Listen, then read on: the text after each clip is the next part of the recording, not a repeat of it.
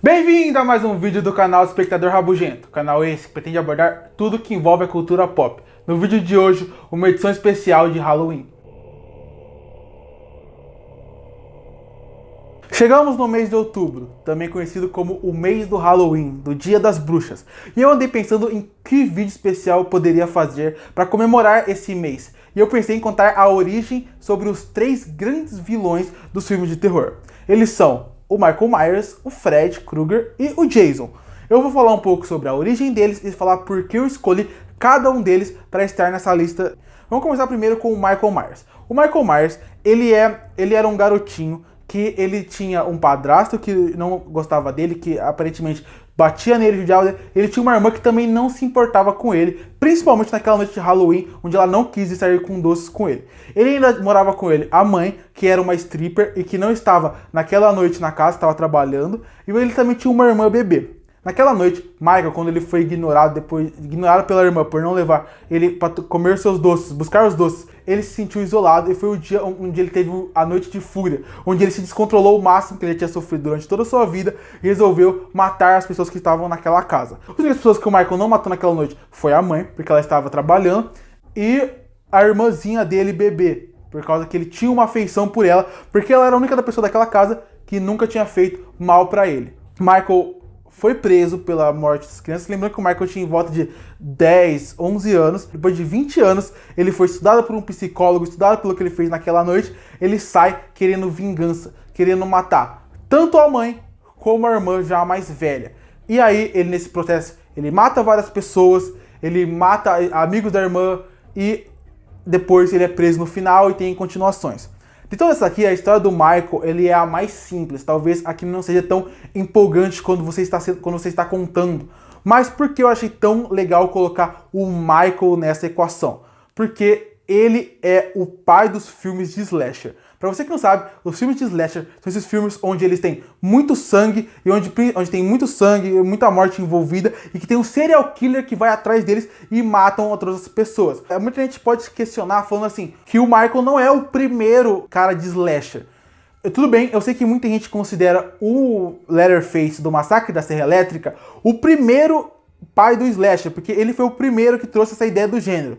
Eu até concordo, mas eu acho que o Michael Myers é mais importante porque ele pegou aquela fórmula do Massacre da Serra Elétrica, ele aperfeiçoou, ele trouxe todos os elementos, vários elementos novos, e aí, a partir disso, a partir desse filme, da mecânica, com alguns elementos, como por exemplo, a Final Girl, que eu posso contar num vídeo falando só o que é uma Final Girl, foi elementos que foram usados até hoje, tudo criado pelo Michael. Então ele é o pai desse tipo de filme, e eu acho muito interessante ele tá nessa lista, desses três que eu vou contar, por causa que pra mim ele é o pai do slasher e tudo que veio depois dele só existiu por causa dele. O segundo cara dessa lista é o Fred Krueger. Fred Krueger, ele era um cara que vivia na cidade e que parecia uma pessoa normal. Até que durante um tempo nessa cidade começou a desaparecer crianças. E depois de mais de 20 crianças desaparecidas, muitas mortas obviamente, os pais conseguiram descobrir que era o Fred, que ele levavam ela para um galpão. Na versão original, deixa claro que o Fred levava as crianças e matavam elas.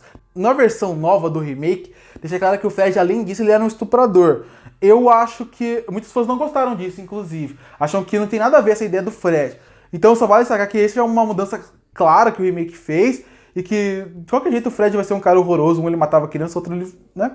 Mas mesmo assim, vale destacar que existem essas duas versões. Aí os pais conseguiram descobrir que o Fred era o grande assassino. Prenderam ele, mas por alguns erros ele acaba sendo inocentado, apesar disso.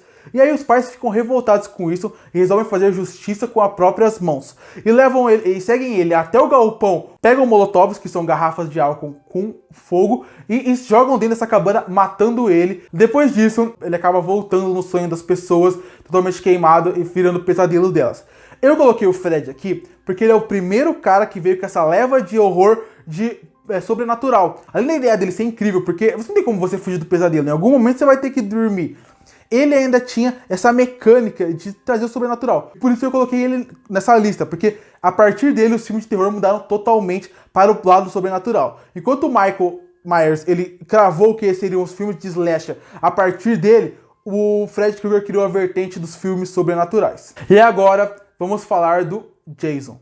O Jason, ele é o cara que talvez dessa lista seja o mais importante.